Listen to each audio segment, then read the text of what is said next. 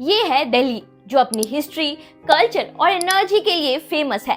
लेकिन दिल्ली एक और चीज के लिए भी पूरी दुनिया में फेमस है, and that is yes, pollution. लेकिन ये पॉल्यूशन अक्टूबर नवंबर में ही इतना क्यों बढ़ जाता है? आपने भी सुना होगा, ब्लेम्स अक्सर स्टबल बर्निंग को यानी कि पराली जलाने को किया जाता है। लेकिन centre for science and environment के एक एनालिसिस के मुताबिक इस बढ़ते पॉल्यूशन का रीजन कुछ और है। हे एवरीवन, आई एम प्रिया और आज मैं आपको बताऊंगी कि अक्टूबर नवंबर में ही दिल्ली का पॉल्यूशन इतना क्यों बढ़ जाता है और इसके पीछे मेजर रीजंस क्या-क्या हैं। हर साल दिल्ली का AQI यानी कि एयर क्वालिटी इंडेक्स का लेवल इतना हाई हो जाता है कि हमारे लिए सांस लेना तक मुश्किल हो जाता है। और जब AQI इतना हाई हो जाता है तो ये सिर्फ हमारे लंग्स को नहीं, हमारे हार्ट और ओवरऑल हेल्थ को भी अफेक्ट करता है। Now what's the reason? Reason number 1, vehicular emission.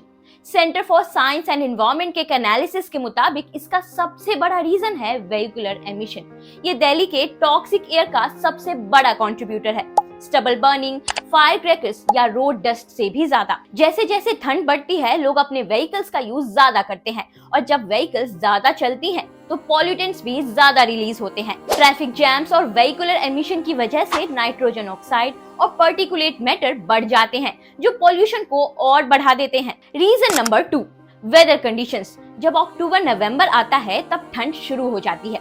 जब हवा ठंडी होती है तो पॉल्यूटेंट्स जैसे स्मोक और डस्ट हवा में ट्रैप हो जाते हैं और पॉल्यूटेंट्स हवा में फ्लोट करते हैं और हमारे लिए खतरनाक हो जाते हैं। इसे टेम्परेचर इन्वर्जन कहा जाता है। Reason number 3, Diwali firecrackers. Diwali एक तरफ तो मस्ती और धमाका लेकर आता है, लेकिन दूसरी तरफ क्रैकर्स से जो स्मोक निकलता है वो पॉल्यूशन को 2 दिन से लेकर कई दिनों तक बढ़ा देता है। ये पॉल्यूशन सिर्फ एक दिन की बात नहीं होती। जब क्रैकर्स का स्मोक हवा में मिक्स होता है तो हमारे ऑलरेडी पॉल्यूटेड एयर को और खतरनाक बना देता है। Reason number 4, dust from construction sites. Delhi में कंस्ट्रक्शन का काम कभी बंद नहीं होता।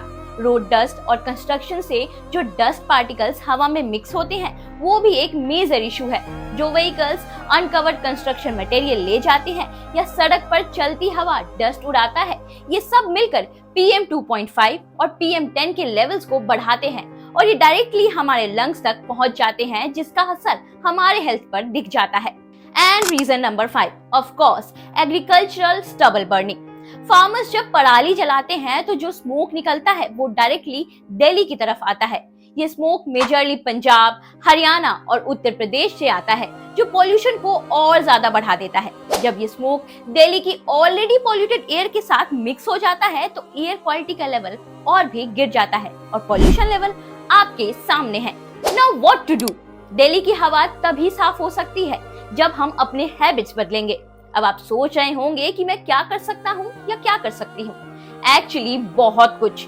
व्हीकल्स पूलिंग कीजिए, पब्लिक ट्रांसपोर्ट का यूज कीजिए और अपने व्हीकल्स की सर्विसिंग टाइम पर करवाइए। इसके साथ साथ गवर्नमेंट को भी स्ट्रिक्टर एमिशन नॉर्म्स और इलेक्ट्रिक व्हीकल्स प्रमोट करना होगा। ग्रैब स्टेज 4 जैसे एक्शंस तो हैं, जैसे कंस्ट्रक्शन बंद करना, फैक्ट्रीज को टेम्पररी शट डाउन कर देना और वेस्ट बर्निंग पर बैन।